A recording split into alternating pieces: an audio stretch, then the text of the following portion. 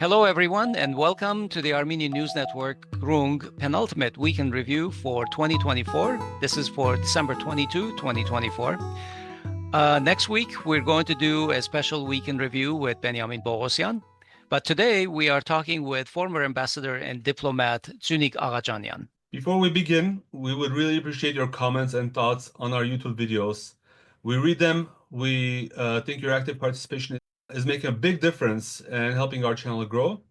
So please stay involved, like our shows, share them with your friends, and most importantly, our biggest request for you is to please subscribe to us on Apple Podcasts and Spotify, and also leave us a rating there. Let us know how we're doing there as well. Yeah, hundreds of you actually listen to our shows on those podcasts. So we know you're listening, and reviews will really help us become a little more visible on those platforms.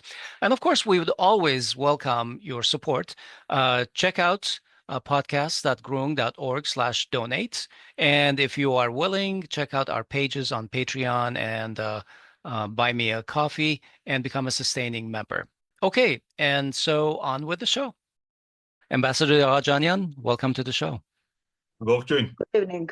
Dziunik, the so-called peace talks between Armenia and Azerbaijan, which effectively seem to be just a forum where Aliyev presents his demands and Pashinyan accepts them, so far have not materialized into a signed treaty, despite multiple promises from Pashinyan.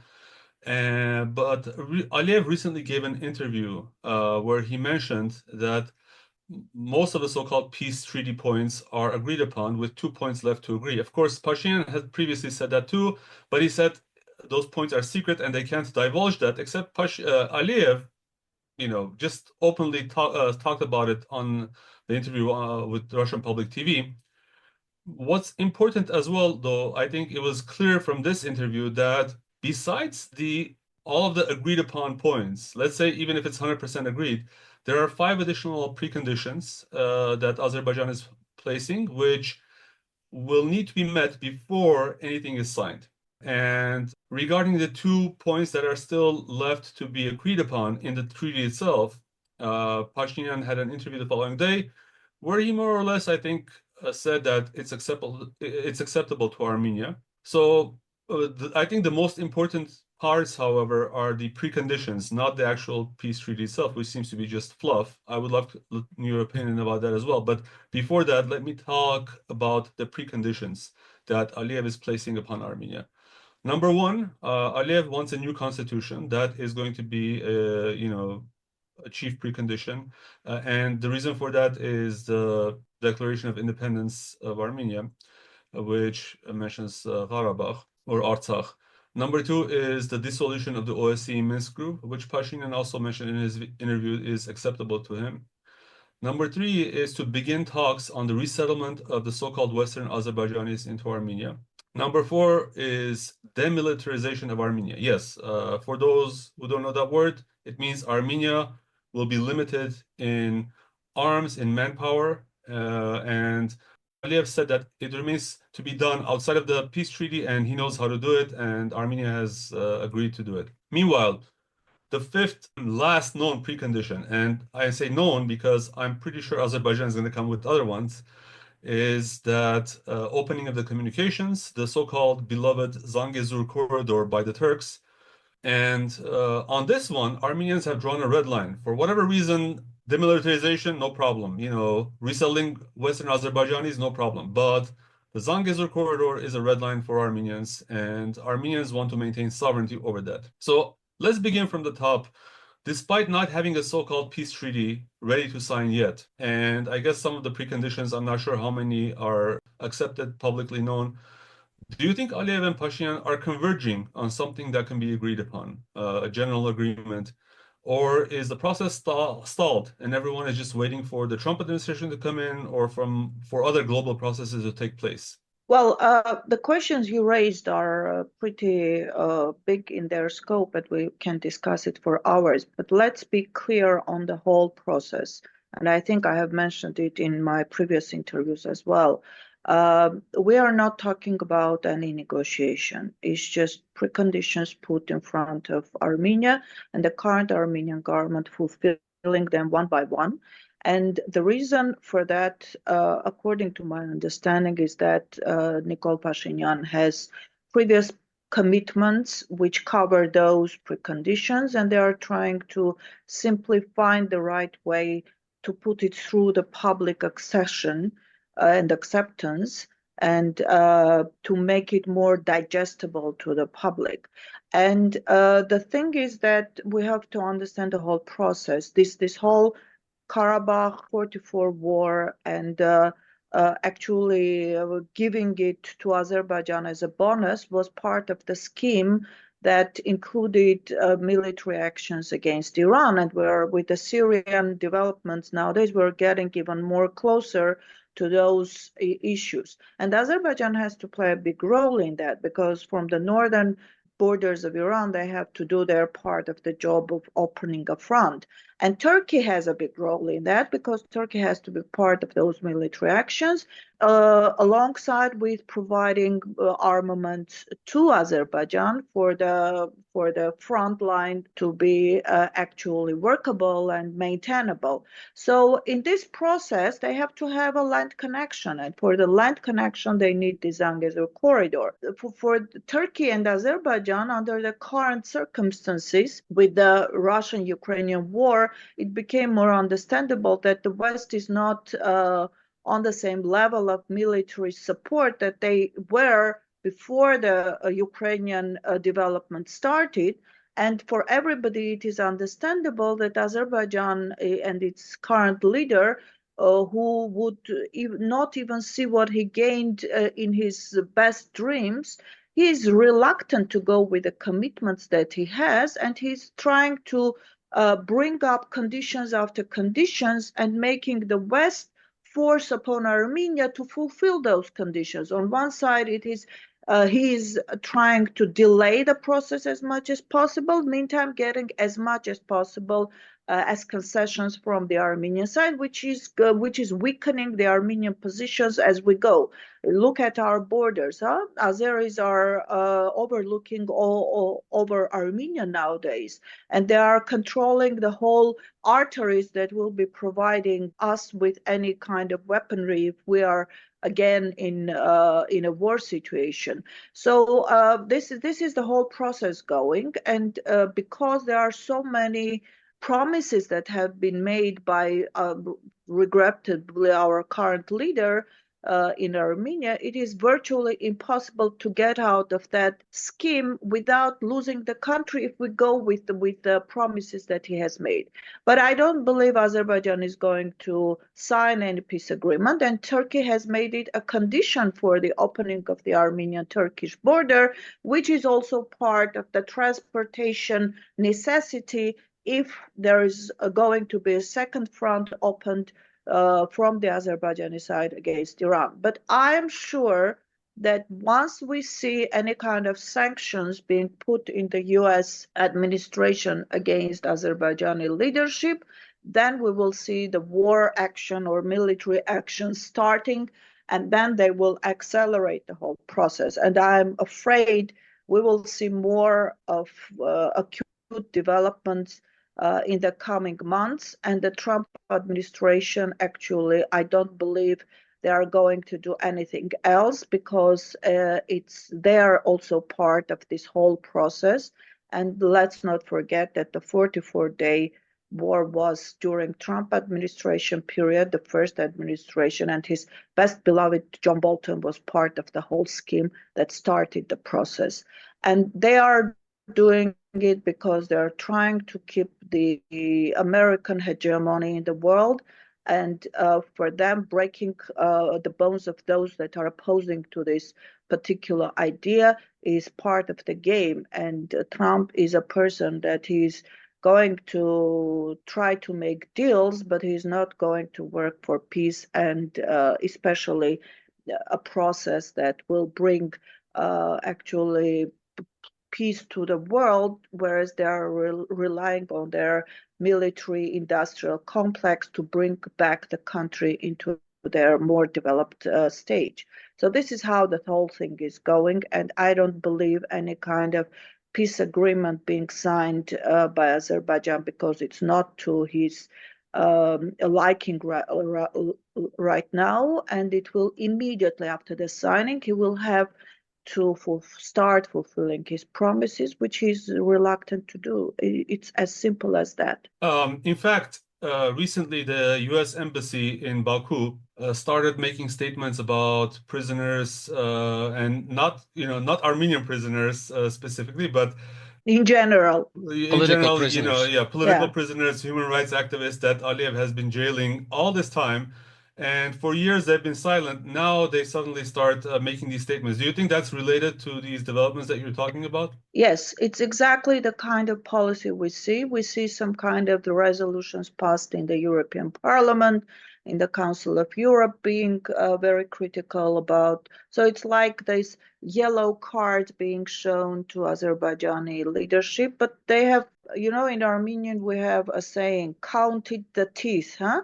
So they know exactly how these things work, and they are not going to give in to this kind of stupid actions unless you get real not only discussions, decisions, and freezing of assets of the Azerbaijani leadership and Azerbaijan itself.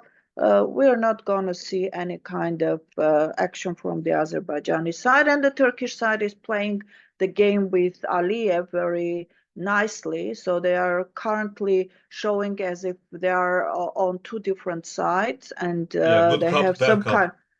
good cop, bad cop type of combination, and they know how to work with the Western politicians. And mainly, currently they know that Turkey has a upper hand in Syria, and it's very important for the West to keep this connection open.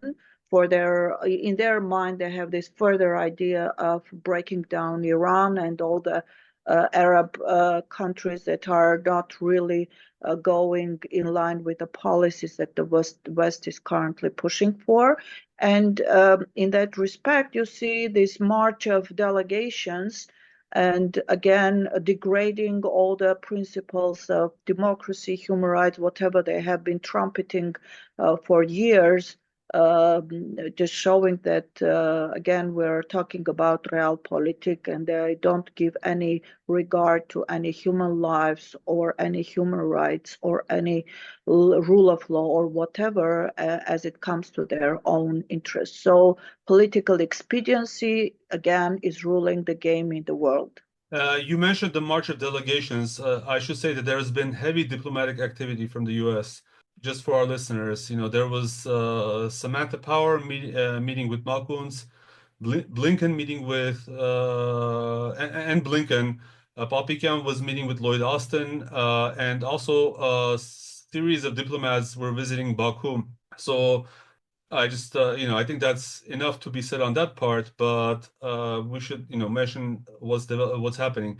And one comment from me is that a lot of our listeners are, we have a lot of new listeners who may not be familiar with the situation in Armenia. And I think personally, I think it's really important to pay attention to what's going on here by international observers and international audience, because I think we're agreeing that Armenia and the south of Armenia is going to be an important front in the coming war, and it's not beyond the mountain, as they say in Armenian, Sarietevice. But I do want to go back to the so-called Zangezur Corridor. Because there's this interesting nuance, right? In the November 9-10 agreement, which was the ceasefire document that stopped the 2020 war, point number 9 says that Russian border guard troops should guard this corridor. It doesn't say anything about sovereignty over it, and Russian officials have since then said that they don't interpret it as extraterritorial. Extraterritorial, exactly. Yeah.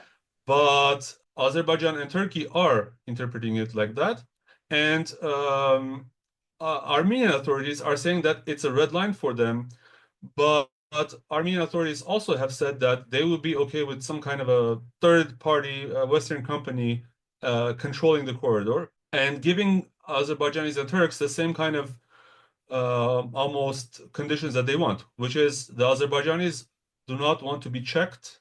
they don't want their papers to be checked when they travel from mainland Azerbaijan to Nakhichevan. Do you believe that the posturing that the Armenian authorities are currently holding, the posture that they're holding, is it really related to sovereignty, or is it that they don't want to implement point number 9 as it's written, which is the Russian border guard troops on the corridor? And is Aliyev, and what's Aliyev's play here? Is he trying to look like a friend to Putin and say, and is he in earnest trying to push point number 9 as it's written, or does he want anything extra from what's written there? And what is the desires of both sides? Well, you used the right word, posturing, and the thing is that, as I said, the current head of the government has promised a lot of things, and Turkey and Azerbaijan are looking at this connection as part of their Turan or pan-Turkic plan, of extension to Central Asia and beyond, and getting a big new Ottoman Empire in the two, like a revision of the Ottoman Empire established. The thing is that Armenian government officials have the commitment towards the West to push the Russians out of the region. And part of that scheme was also getting the Russian peacekeepers out of Nagorno-Karabakh, for which they actually participated in the ethnic cleansing of Armenians by giving the green light to Azeris, first to attack Nagorno-Karabakh people, and secondly doing nothing, even as guarantors, which is written in our laws and in our constitution, to provide protection for the Armenians of Nagorno-Karabakh. So in that respect, they actually moved the whole negotiation process from the Russian mediation to the Western mediation, immediately after which we got both the bringing down the status of Nagorno-Karabakh to ethnic minority, and then trying to find some kind of a mechanism under which the Armenians of Artsakh would agree to negotiate with Azerbaijan on the ways how they are going to integrate into the Azerbaijani public, and the rest you saw what happened. So we saw under the Western scheme another actually genocidal action undergone by the full endorsement of the Western powers for the sake of the further plans that they are thinking they would be able to push Azeri leadership to go for. So this is the whole process that is going. What Aliyev is doing, he's playing a kind of a game, trying to put himself into the Russian orbit and forcing the Western decision makers to push more on Armenia in order to bring him back to the negotiation table. So he's trying to get as much as possible from both sides. I'm not convinced that he's really honest in his relationship with Putin. He's just trying to get as much as possible by the gas flowing through his pipes and making him more important for the Western leaders, and continuing to play the game and delaying the processes, postponing the agreements, like he suddenly decided to go with the presidential elections, then he suddenly decided to go with the parliamentary elections, and then again delaying and trying to get as much concessions from the Armenian side as possible. But the West has put so much money and effort into this whole chaos that they created, and I don't think that any leadership in the US would let it go, simply not trying to bring it to the final stage, which is actually attacking Iran and trying to dissolve Iran into several pieces. And apparently we will see reopening of fronts from the Afghanistan side, and that brings us to the to the understanding why the US suddenly left Afghanistan and left several $billion of armament and weaponry without moving it out of the country. And we see the different kind of actions that are being taken from the Arab countries. We saw how Syria just fell and what they are doing to kind of with the anaconda policy to choke Iran as much as possible. And with Iran, after Iran, they will go for China. Well, Russia is in the middle and then China. So this is a whole plan that they are doing. And Armenia is squeezed in between those that are trying to bring this pan-Turkic idea as power policy gun that will be used to break down both Russia and Iran and then open up the connection to Central Asia. And regretfully, our current leadership is just a puppet that is in their hands, and they are doing whatever they are being told because they are totally dependent both politically and financially. And I'm sure that the West knows all the illegal activities that this government representatives have done before coming to power and while being in power. And I'm sure about that because when the current leadership in 23, they decided to suddenly jump into the Russian orbit in April of 23. Then immediately a ton of narcotics, drugs suddenly appeared in the Armenian territory, and 3 tons of drugs were discovered in Italy that were headed towards Armenia. And then after they moved back into the Western negotiation platform, this whole discussion suddenly disappeared. So I'm sure they know well what is being done, what kind of money laundering is going in the country, what kind of illegal activities are being taken in by these people, and they can manipulate them very easily. Ambassador, as Hovik mentioned a little bit earlier, some of Armenia's diplomats and officials have been meeting outgoing Biden officials. Azerbaijan has also been busy on the diplomatic front. Aliyev recently met with AIPAC President Michael Tushin.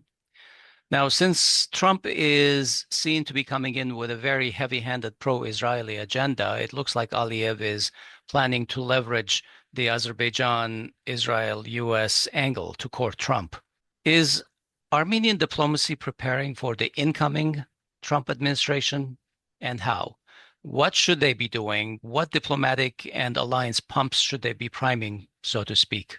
No, they are not doing nothing because they have been doing whatever they were told, and they will continue doing whatever they will be told by the coming administration.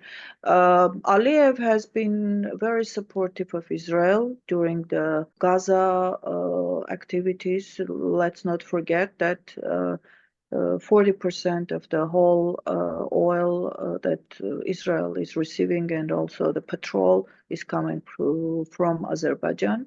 And Turkey was playing this demagogic character, criticizing verbally and helping as much as possible economically for Israel to sustain its military activities in Gaza, later on in Lebanon, and now in Syria. So I don't think they are going to lose anything because the plans are there.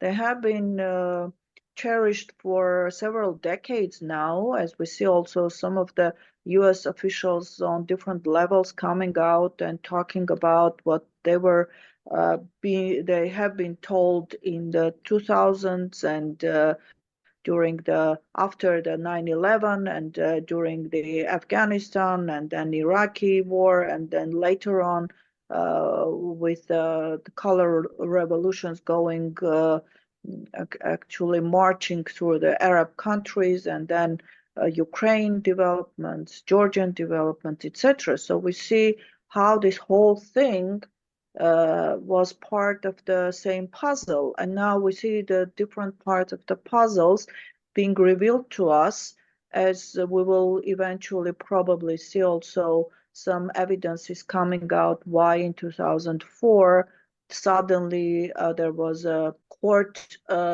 tribunal opened for Lebanon for the assassination of Hariri, which was something extraordinary to happen. But now we understand that was exactly part of the same plan, and they had in mind to separate Syria from Lebanon and kind of swallow Lebanon very easily. And afterwards in Syria, we saw the activities with France and Turkey being very active in criticizing Syria. And now we see that they are playing an upper hand there. And it seems they have been promised certain parts of Syria as parts for their own control.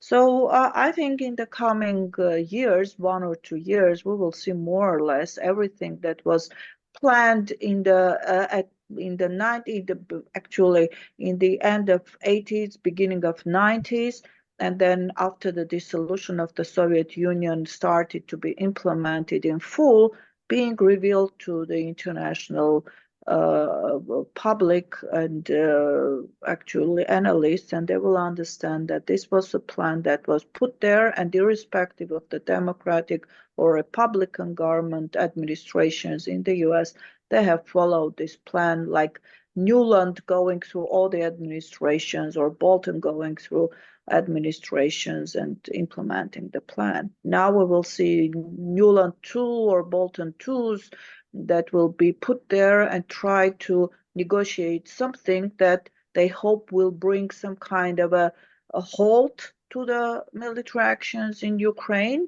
because they need a year or two for the reorganization of the whole economy and military industrial complexes, especially in the US, so that they can catch up with the military production development in Russia and then put Russia into very havoc situation. So I'm a little disturbed situation. when you say that you don't see the Armenian diplomatic corps really preparing for the incoming Trump administration. No.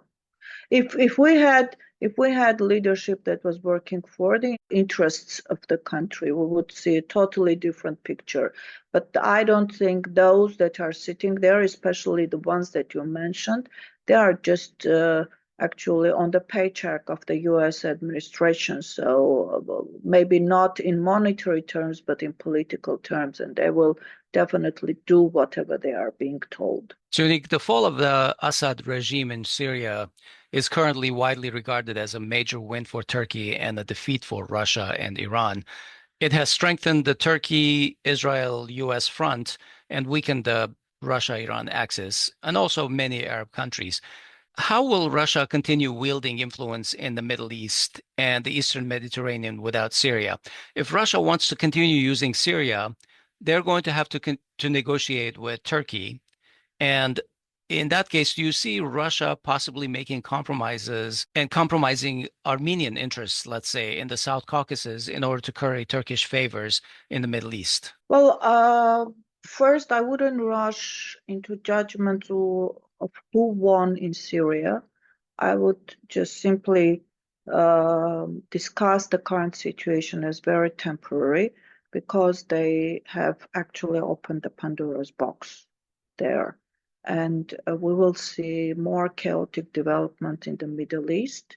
Probably, if we follow the logic, then we will see more of Arab countries coming together to withstand these efforts of destroying them. And then we will see them actually more siding with Iran, which is working against this pole of destruction, now represented in the form of Turkey, Israel, and I have to say US. you are more optimistic than I am. Arab unity hasn't happened in all of my It life. hasn't happened, but nowadays their own existence is endangered, and at that particular point, for their own protection and self-defense, they will have to side with the pole that is actually showing some resistance. And that's the reason why we saw Saudi Arabia actually again recovering its relationship with Iran, and then again opening the embassy, and then we saw Saudi Arabia slowly, very slowly moving towards the BRICS and the alternative pole that is being developed. But didn't Saudi Arabia also lower the bar on Palestinian state? Because recently they said that a path to Palestinian state will be enough to sign some kind of a recognition of Israel. I think they're trying to work their way through the current situation without actually gaining some time and without endangering more military action and development in the region, because they know their region better than anybody else. They know how destructive it would be for the whole region to have either Turkey or Israeli being the tellers in that particular part of the world. That's what actually US is trying to do. Through Turkey, it wants to destroy whatever unity there is in the Islamic world and make Turkey as the leader in the Islamic world, and through Israel, it wants to be the leader in the whole Middle East and the wider Middle East, Northern Africa region. But I don't think this is going to work. I don't think we should not rush into those developments. I think those who saw Saddam falling thought that Iraq is gone, and then we saw how, after a while, Iraqi people stood for their own defense, though the whole country is not fully recovered.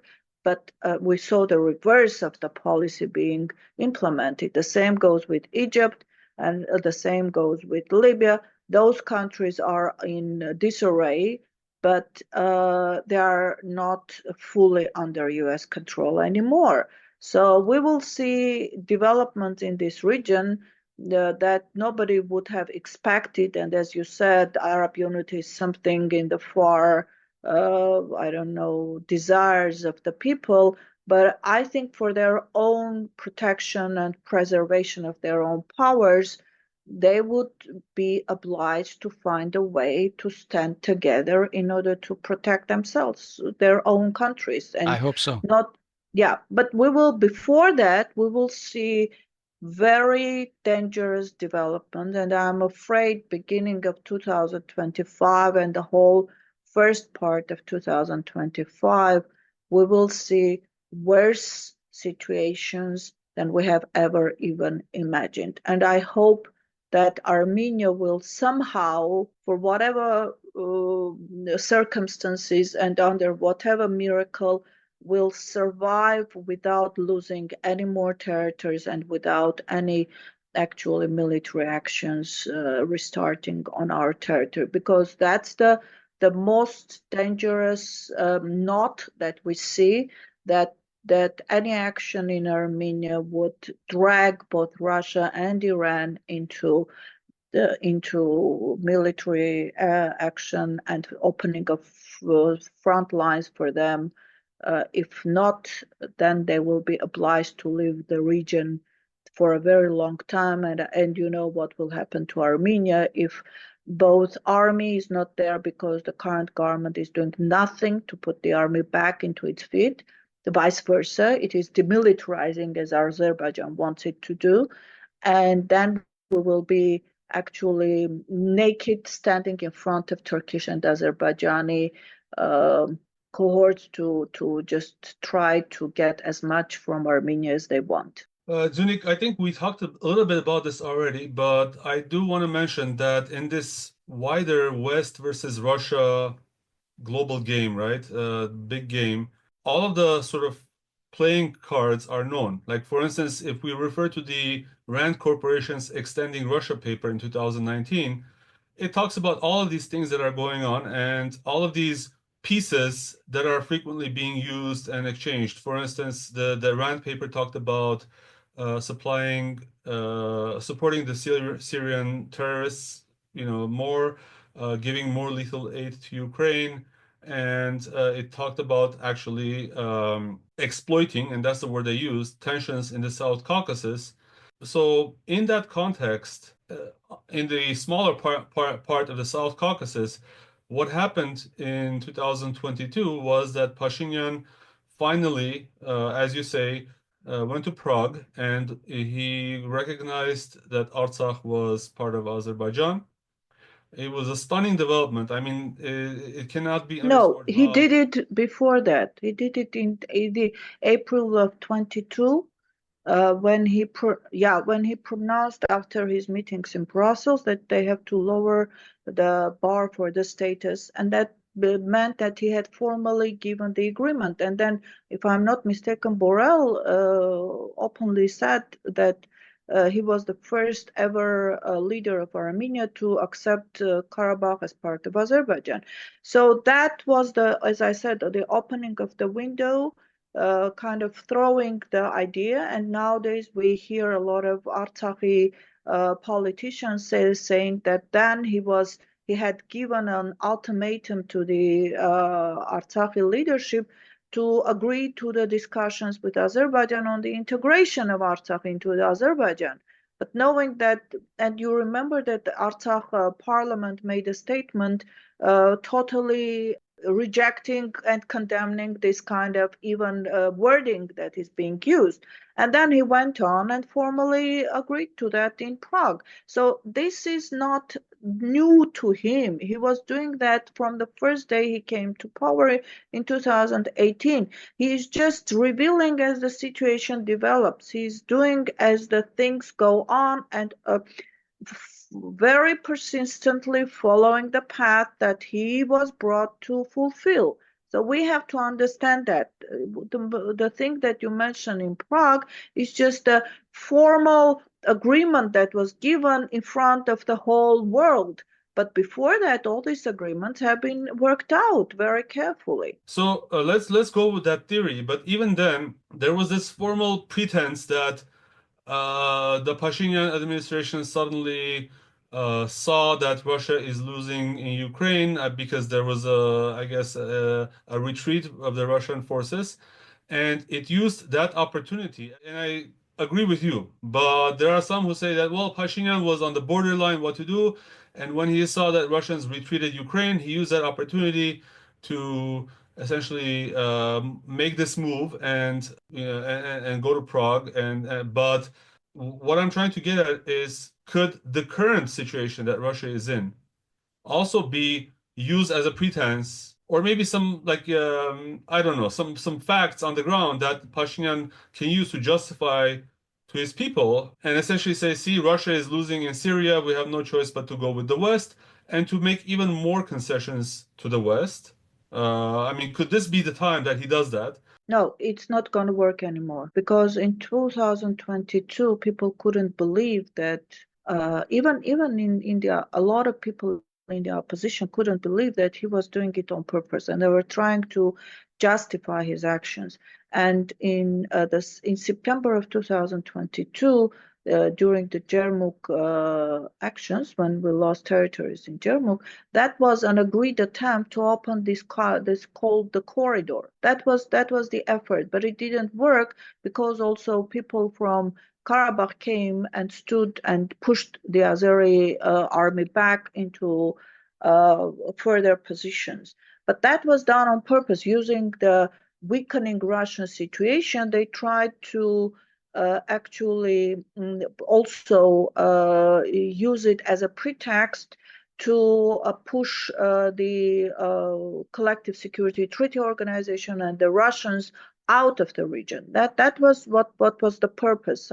Can you imagine that Russians would agree to open a front there when they were losing in Ukraine? They were put in a position when they were actually going back on the and losing a lot of their manpower, and to open a second front. Russians wouldn't do that, and they were planning to use that as a pretext to get out of the bilateral treaty as well as the CSTO.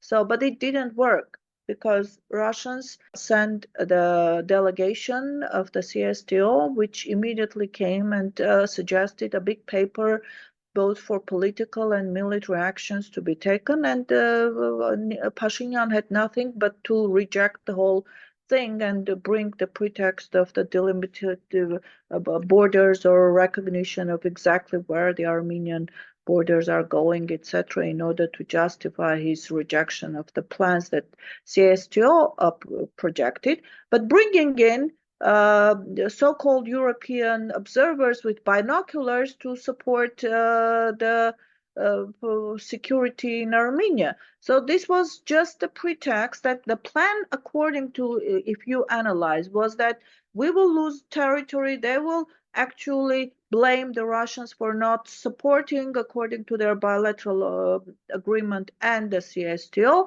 and then kind of bring the Europeans as peacekeepers. So you have the European Union people there, which will then later on turn into NATO peacekeeping force. So this was the whole plan, to bring in the NATO force into South Caucasus, sacrificing Armenian territories and Armenian lives, which we saw happening.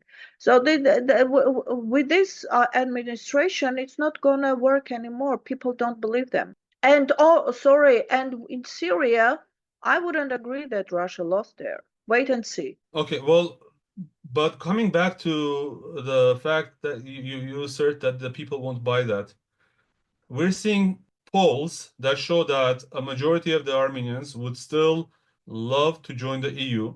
And this is after all of this genocide in Gaza, all of these Western double standards where, they talk about democracy and human rights, and they're conducting slaughter. They're burning people, they're burning children. More than 20,000 children have died, and not. I mean, look at Georgia, what they did with the elections there. Look at Romania, where they canceled the elections, and it turned out that it was the ruling party that was buying TikTok's ads and blaming it on the Russians, and then canceling the elections because of that. So, I mean, we all agree here that the mask that the West had about democracy, liberalism, it's all bullshit. I'm sorry to say that, but people in Armenia still, in poll after poll, say that they prefer the EU. I don't think the polls are correct, and we have seen how the polls are being used to manipulate the public opinion. I don't think that most of the majority of the Armenian public would agree to the results of these polls being presented, and we have to be very careful in whoever asks the question and how they ask questions. I don't think that even this collection of signatures that they have organized would have gathered this much of signatures if it wasn't the administrative resources that were being put to support it, because the so-called parties that organized, nobody actually even knows them in face. So I don't think the results of the polls are correct. It's simply being presented in order to support the idea that they have this public support for their decisions to move towards Europe and become not member, but ask for aspirations for the European membership. I think by the time they decide to become a member of this organization would not exist in its current form and content. Look at what is happening in the European countries and look what the results of elections are there. You'll see more and more of nationally oriented parties, be it left or right-wing parties. They are coming to power because people are actually tired of being lied to, and they are being tired of sacrificing their own well-being for the simply ununderstandable ideas that are being pushed into the heads and minds of these people. You will see a lot of interesting developments in the coming years, 2025 being probably the peak of it, because also we have these elections in Germany, and despite all the public manipulation tools that the West is very keen on, as you mentioned Romania, but I would mention also Moldova, that suddenly 300,000 votes came from abroad, which nobody can check and verify those votes, and they changed the whole a picture of the voting pattern in the country. You will see a lot of these kind of things happening all over Europe because people are not stupid. They are being perceived as stupid, but they are not stupid. They can be lied at for a very small period of time, but when their pockets are hit, they start thinking. And whenever they start asking questions, they find answers that are not to the liking of the current leadership of European countries. The same goes with Armenia. I just hope, as I said, that we will survive this turmoil of 2025 and be still in one piece and not lose any more territories, because we also lost territories in 2024 in Kirans, and we lost the most protected strategic positions that we had, which was also done purposefully to cut Armenia from any possible provision of armaments or whatever, because our railroad from Russia comes through that part, and it is currently under surveillance, and the Azeris can very simply block it with not much effort. So this is something that we have to be very careful, and I also pray to God that we survive this 2025 without additional losses. Dziunik, I want to take us to our next topic, just a little bit about the defense politics of Armenia. Back in 2020, a nationwide Army Reserve Guard was proposed to supplement the army in case of need.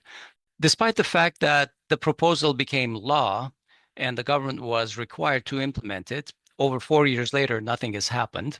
And now the government is submitting a brand new bill instead to implement the so-called local defense forces, sort of a village by village residents trained to defend themselves against what they call foreign aggression.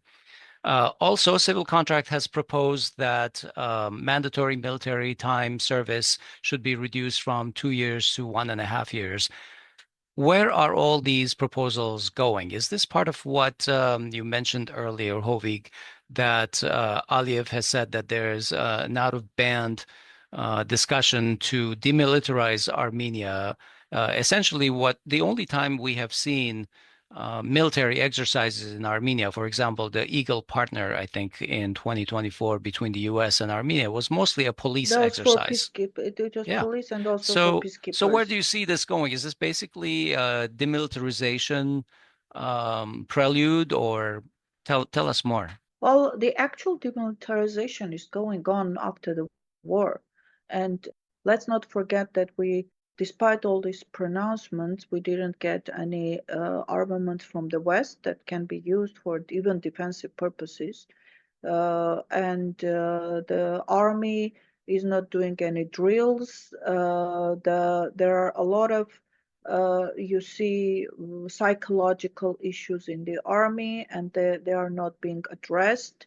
The soldiers, despite their eagerness to serve the country, nothing is being done to actually help them regain their former power and internal vitality in their actions, and vice versa. We see this kind of announcements, and I think part of it is to play to the minds of those that have kids that are growing to be called to the army for the coming either elections that will be organized extraordinarily or the regular election period. Besides, whatever they were telling is that they will have the border guards on the border with Azerbaijan, and the army people will be drawn back into the barracks, and they will kind of drill there and not be on the front line. But I don't see any good coming from all these bills and actions, especially given the fact that the demographics and the service time to support the demands of the army is being cut, and that means the reduction of the number of people that will be serving in the army.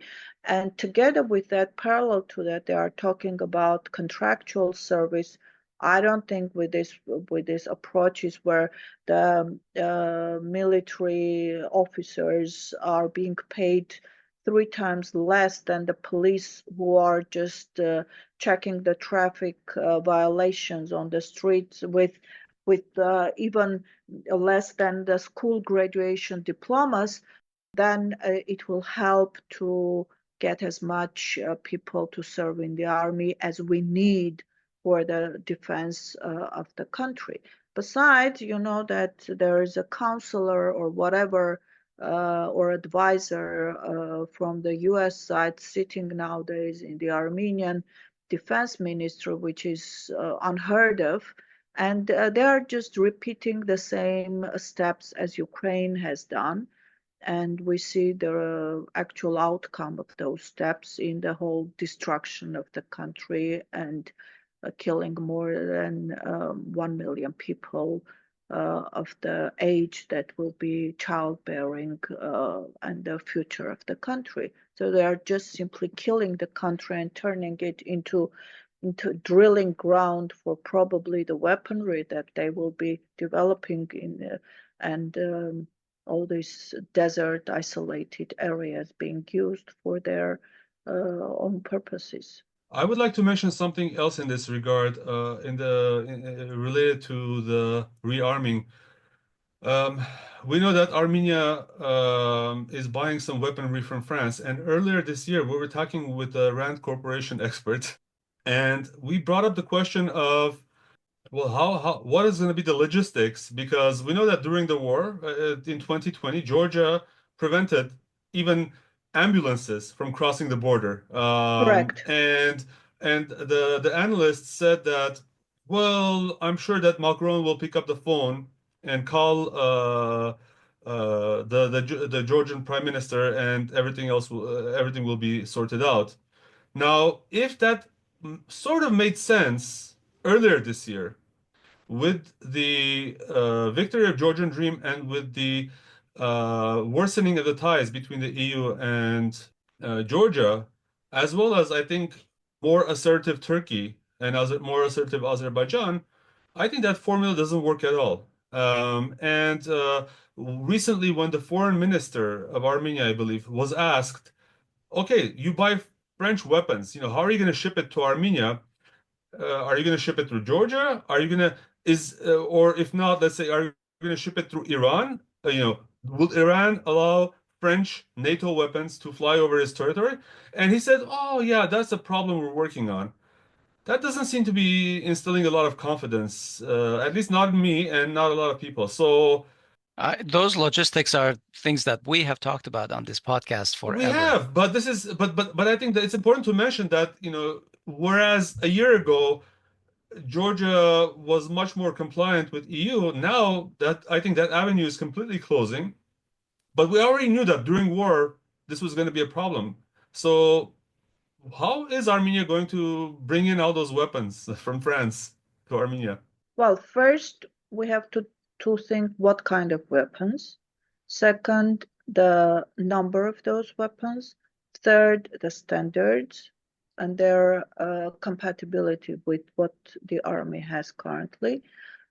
Fourth, with the timing of the possible support.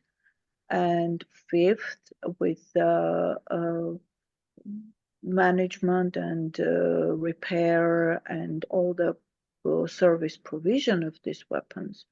So if we put all this together, we are talking 20, 25 years from today. If everything goes fine, there are no logistical issues. So we have to think how these weapons are going to be transported even through Europe or through the Bosphorus. Is Turkey going to allow these weapons to come through Bosphorus and then through Georgia to Armenia? And if there is war, how fast these weapons can get to Armenia and whether they will be useful, because it's not only the weapon, it's also the ammunition to these weapons that need to be provided in time and in numbers that will be enough for the army to use for its own purposes. Even with Russia having all these channels and having no issues with standards, there was issue with the provision of weapons at the time. So if they were talking about establishing factories that would produce this ammunition, then I would say, okay, let them bring the weapons and then we will provide the ammunition. But even that is not going to happen. So the whole talk about this Western or French weaponry, which is very needed in Ukraine, and I don't think our turn will come in the coming years to get the weapons. Maybe one or two pieces will be brought to Armenia somehow to showcase and to kind of dangle it in front of the Armenian people to say that France is helping us, and see they're providing ammunition, and give reasons for Aliyev to say, see, Armenia is arming itself and we see a danger coming from Armenia. I'm sorry, but I don't believe all this stupid talk. It's just a joke. It's not going to work.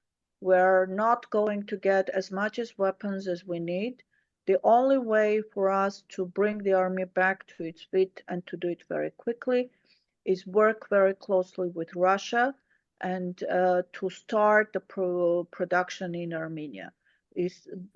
I don't know whether you know, we had some productions in Armenia which were closed during this government period. And so instead of actually helping us to become stronger, they are making us weaker and self-sufficient.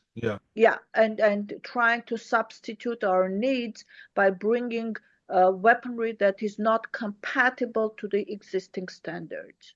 Oh, there's one thing I want to speak about. It's very important, because Azerbaijan is currently trying to push for this so-called Azerbaijanis coming back to Armenia. And it's a very, very dangerous talk. And I mention it specifically because some people think that they have the right to come to Armenia. I want to mention that they, according to the Soviet law, they at the time changed their residence place, and they left Armenia on their own decision without any pushing or any actions from the Armenian side. About 85% of them moved with all their actually everybody moved with all their belongings with them, and they moved either exchanging their houses or apartments or selling their houses or apartments in Armenia to exchange it with Armenians from Azerbaijan. Some simply sold their houses, and they moved on their own from Armenia upon actually decisions that were made in Azerbaijani SSR.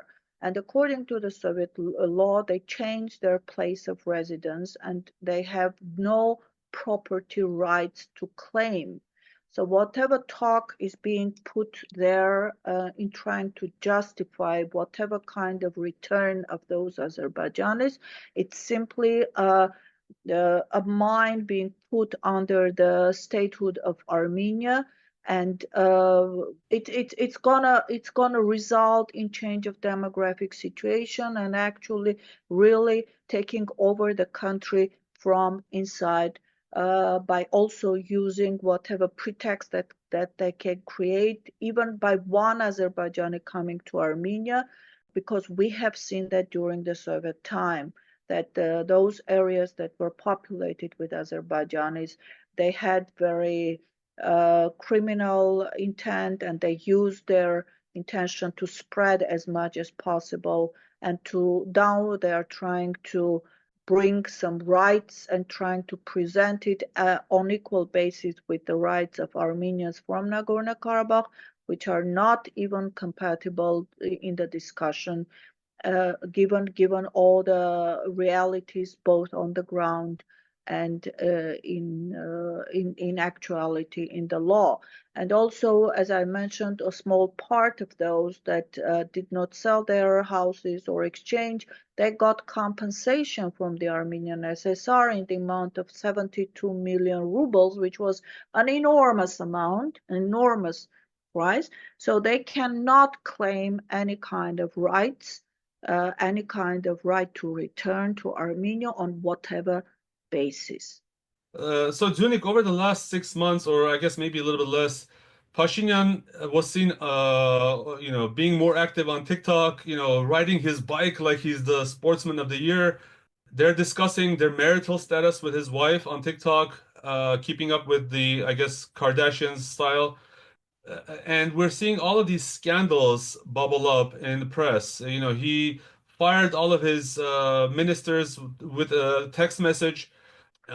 He appointed several women who, I mean, I'm glad that there are more women, but in government, but they're basically inexperienced, almost zero experience in the role that they're appointed. And then we see like these Western-oriented channels, praising that, saying, "Oh, look, Armenia is having more women in government." And we're also seeing, these scandals with Hovik Aghajanian. Do you believe all of these are related? Should we pay attention to what's going on? Because some people are saying that, oh well, this is showing cracks in the Pashinyan government, and the opposition should try to take advantage of it. Well, I don't know what it is showing, but I'm sure it is just actions being taken to divert attention from whatever they are preparing as part of another row of concessions that they will be doing. Usually in the previous years, we had the same situation. And suddenly, as you see, he's now, Aliyev is talking, he's talking. So they are preparing for additional concessions, and they are just getting people busy with other thoughts so that they don't pay attention to whatever will be happening on the borders, and with them giving again into Azeri and Turkish demands. I don't take whatever they are doing seriously. If they have cracks, they have to blame for it, because there is nothing there to hold them together except for the crimes that they have committed against my own country.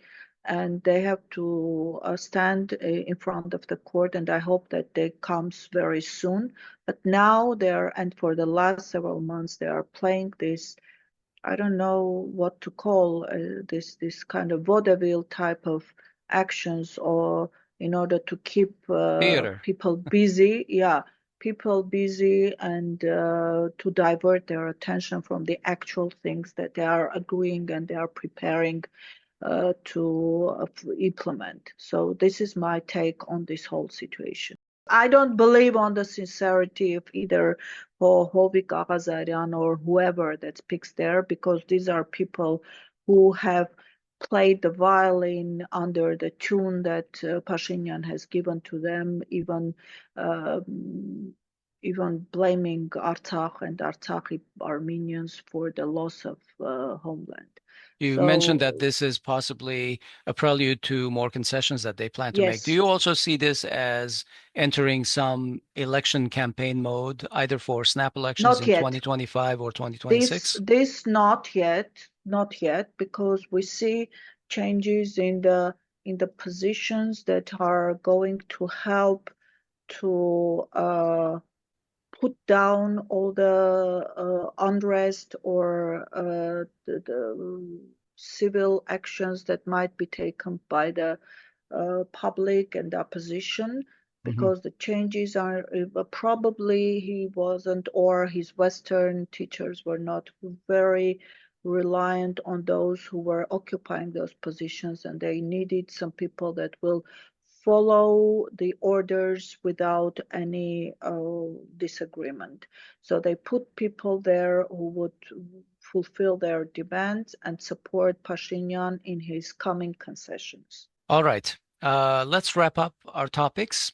And now's the time to ask you for any thoughts that you might want to share with our audience. Hovik, do you want to go first or second? I don't know, Dziunik. Dziunik? Hovik, you start first this time. Okay, Hovik. Well, look, it's always a wish of mine to close on happier note. So maybe Dziunik will take that role. Well, sometimes we get the feedback that our podcasts are too depressing, but I believe that you should get the truth. You should get the truth in English, and you should use this as strength. You because only through truth you will be able to understand what's happening. And unfortunately, a lot of media are pretending, they're playing these games with women ministers and things like that. Meanwhile, our country is being chopped up into pieces. I just want to mention that this New Year's Eve, try to think about what we have lost so far. All those 5,000 young souls that were butchered so that this government could implement its plans and at least try to be with the grieving mothers, the grieving families, the children of those people, at least in spirit. And if you're in Armenia, then if you have never been to Yarabulur, then I think that New Year's Eve at Yarabulur is an important sight to see because you will see all those families visiting the graves of their young ones and celebrating New Year's with their dead sons. And it's a sobering moment, but it's also it helps you see the stark difference between the what's being presented to you by this government, which is fireworks, loud, unstopping, non-stop fireworks, as these families are trying to celebrate New Year's with at the grave of their children. I think you should do it at least once because we need. I think that is going to be the bitter pill that we need to swallow in order to see the truth that's going on in Armenia. Okay, Dziunik? Well, the recent development in Syria brought me to remember 2014 and those years in the OPCW. I was the permanent representative of Armenia there, and I witnessed how these staged performances were being put there with the white helmets, actually staging chemical attack and then trying to blame the Syrian government for that and then attacking them. And I saw the Western chorus of these countries that were trying to present themselves as the avant-garde of the humanity and human rights and rule of law and protectors and providers of international law. And that was the kind of the prelude to what is coming and the showcasing the actual, I don't know, their lying character and being manipulated from one center. At that time, it was very surprising for me to see the combined and orchestrated work from British, French, and Turkish side against Syria, Russia, and Iran in that particular organization. Now we see the same thing being actually organized and played out all over the world, in whatever part of the world you are. I hope 2025 will clear up the waters a little bit, and for many countries, they will become stronger in their desire to resist this kind of colonial, actually neo-colonial attitude coming from the West, which does not even deserve to be considered as equal partner in negotiations because they have showed themselves on the worst side that they could have presented. So I hope that 2025 is this turning point and actually opens up the doors for peace, because I saw the worst being developed in those years, and the result is loss of homeland for me in Artsakh, and I hope not continues in Armenia.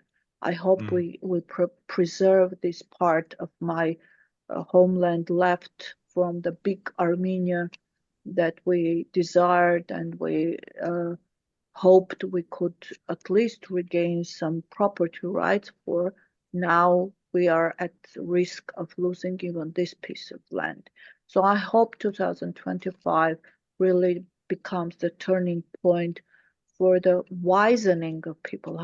people becoming wiser and countries becoming stronger in their decisions of resisting actually this destructive force coming from the West. Okay.